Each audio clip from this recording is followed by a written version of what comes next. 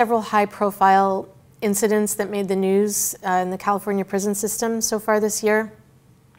One of them was a really kind of shocking case in which an inmate, this was at a prison in Southern California, an inmate allegedly was able to gain control of a control booth where a female guard, she was staffing it alone, and he was able to allegedly hold her hostage for a period of 4 to 5 hours, something like this.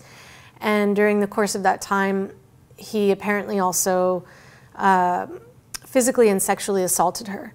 So when that happened, it got some news coverage, local media covered it, and people, employees of the California Department of Corrections and Rehabilitation, they began speaking out and saying that this is not an uncommon occurrence, that this is happening more and more, that they don't feel safe, that the inmates don't feel safe. So at the same time, we had already been speaking with whistleblowers, with a number of sources, people who were formerly incarcerated, currently incarcerated, former COs, correctional officers, current correctional officers spoke to us about what they see as an increasingly chaotic and violent environment inside the system.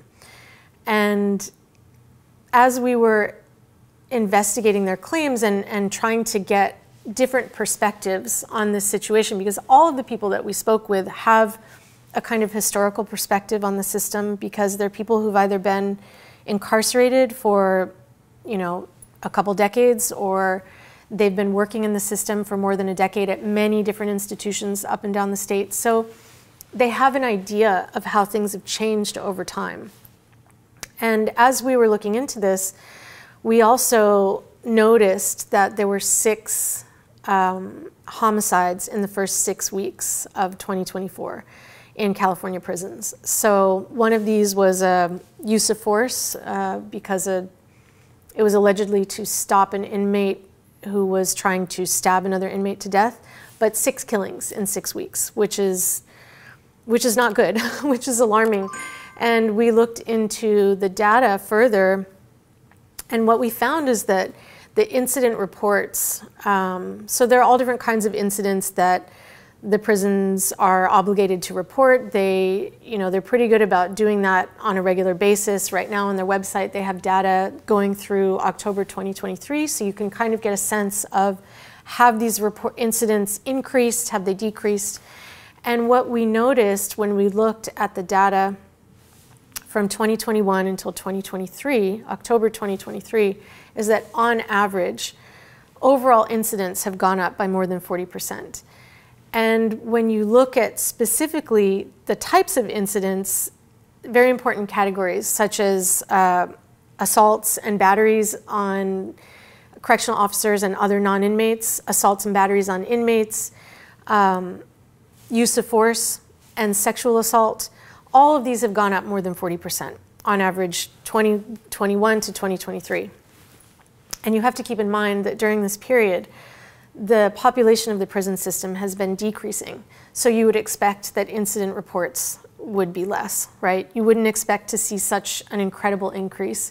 And one that was particularly shocking was just from 2022 to 2023, it was more than a 60% increase in sexual assaults that were reported by the CDCR.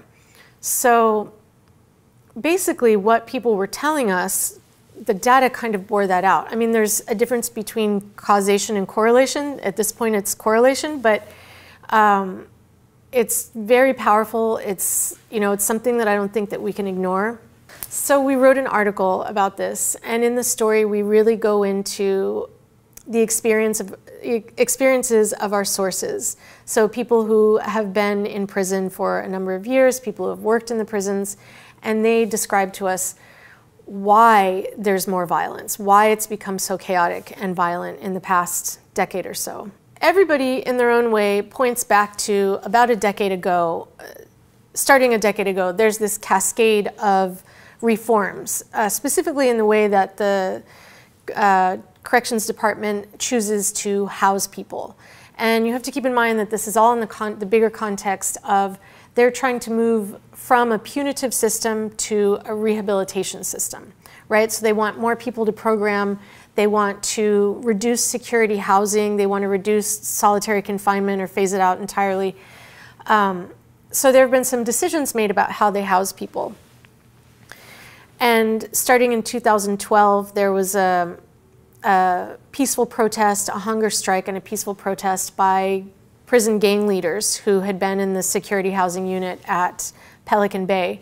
And they advocated to end racial hostilities and to end solitary confinement. So that was very impactful. And following that, there was a lawsuit, a class action lawsuit against the Corrections Department. And around 2015, they started phasing out indefinite solitary confinement. And so all the gang members, gang leaders that they had in security units at what they call the SHU at Pelican Bay and this other prison, they let them out into the general population in prisons across the state. And this kind of integration of the yards, this mixing of this element, you know, gang leaders, people in positions of power, some of our sources, both inmates and correction officers, they point to that as a turning point when things became more violent, when there was like a new level of violence introduced, where, for example, previously most of the violence concerned slashings, face slashings with razors. Now it was stabbings and strangulation, more lethal, more dangerous. And then in 2018, the prison system decided that they wanted to phase out another kind of housing situation that they had created in the 90s. Basically, they had created separate yards called special needs yards for all these people who, for whatever reason, couldn't program, couldn't get along with the general population. So either they had run up a debt, or they had snitched on somebody, or they didn't get along with their gang, or they were a sexual predator, many reasons, right? And these yards became not only overpopulated, but they became even more dangerous. The gangs, I mean, it kind of became its own environment, which a lot of people describe as the Wild West. And when they integrated that population, the special needs yards, into the general population, a lot of people say that's when things got really violent and really chaotic. And there have been a number of other reforms in 2022 and 2023. They further changed how they house people. They said they're no longer going to house rival gangs or rival groups separately. In 2023, they said they were going to change the way they did security housing. So people who get sent to the SHU or who get sent to, now they call it restrictive housing, you wouldn't have to do as much, right? Like, it was just a lot more leniency and different conditions. And they're trying to, at the end of the day, they're trying to phase it out. And they keep saying in their press releases, we want everyone to program together, right? Because we want to move towards this rehabilitation model. And they want to do it at scale. But the results of that, this kind of haphazard movement towards that rehabilitation model, people say are deadly and violent and putting people in danger. So I think one of the problems that people identify with the situation now is that with all of this integration, the S&Y yards, these different populations, there's a mixing of inmates who do not want to program, who do not want to take part in counseling, rehabilitation, educational programs. They're, for whatever reason, they're committed to the gang life, or they just don't want to be a part of it. So the people who are trying their best to program, you know, we've spoken with inmates inside who are part of a lot of, they've started programs themselves, they're part of programs, and they really do this. You have to program in order to parole. So the people who are trying to get parole, they have to participate in these programs. But what they're saying is, by integrating this other population,